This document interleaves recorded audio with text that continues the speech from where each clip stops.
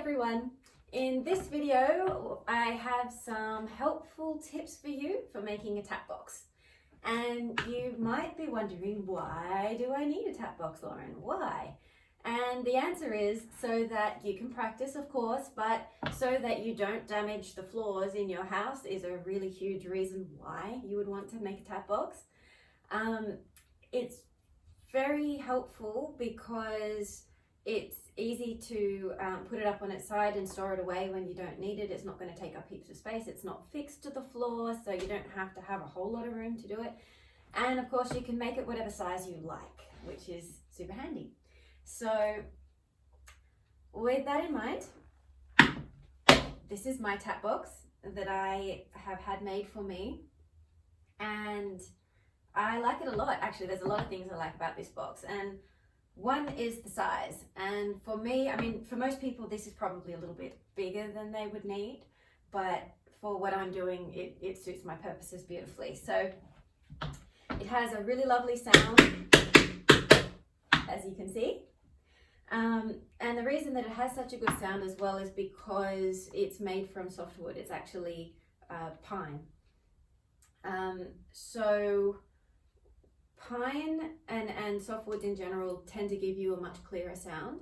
If you went for a hardwood, they tend to sound very, very dull. And the worst of all really is particle board and or chipboard, depending on where you're from is what you call it. Anyway, so that stuff sounds pretty blah, really.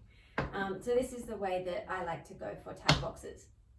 Now, you can have a really basic design where you just sort of have it go up and across and down, but you can't have it be too big. And if you do that, because being a softwood, you don't want it to crack in the middle.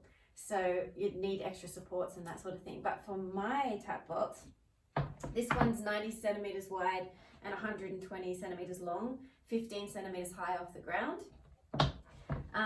And the board itself is 1.5 centimeters thick, which is just fine. It's really good.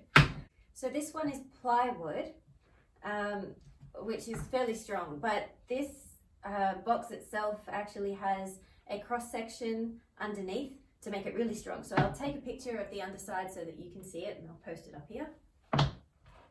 And it is very, very important to make sure that if you want the sound to come out, that you've got openings like this one here and this one here.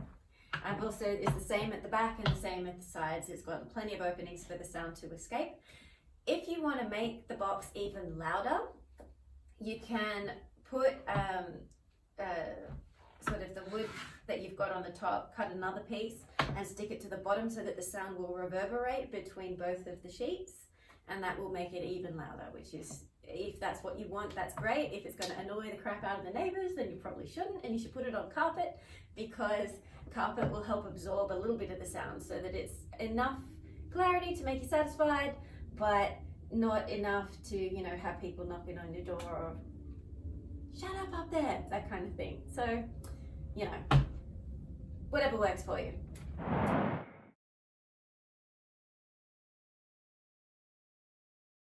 So there you have it. Hopefully this has been at least a little bit helpful if you're thinking of making a tap box for yourself. And if you have any questions or anything, just email me. You're very welcome to, as always. Okay, ta-ta, happy tapping.